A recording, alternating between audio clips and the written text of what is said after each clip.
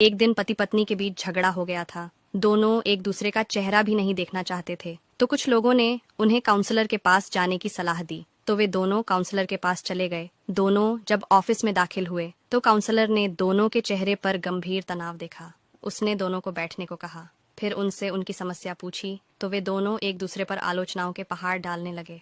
Counsellor ने दोनों को अपना गुस्सा निकालने दिया और चुपचाप उनकी लड़ाई खत्म होने का इंतजार करने लगा। जब दोनों थक गए तो काउंसलर ने कहा, ये तो हुई आलोचनाओं की कहानी, अब एक दूसरे की खूबियों का भी वर्णन कीजिए।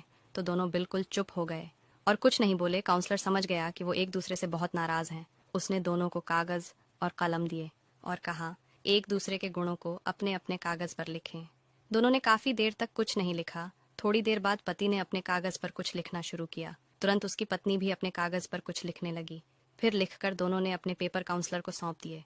मगर काउंसलर ने कहा कि एक दूसरे के पेपर वो खुद पढ़ें। फिर दोनों पढ़ने लगे और कुछ देर बाद पत्नी की आंखों से आंसू बहने लगे।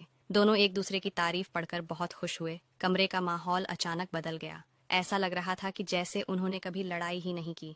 काउंसलर ने अपना कर्तव्य पूरा कर लिया था। दोस्तों, हर इंसान में कई खूबियां और खामियां होती हैं। अगर हम एक दूसरे के दोष निकालने के बजाय एक दूसरे के गुणों को याद रखें तो जीवन स्वर्ग बन जाता है। ऐसे ही और वीडियो देखने के लिए पेज को फॉलो जरूर करें।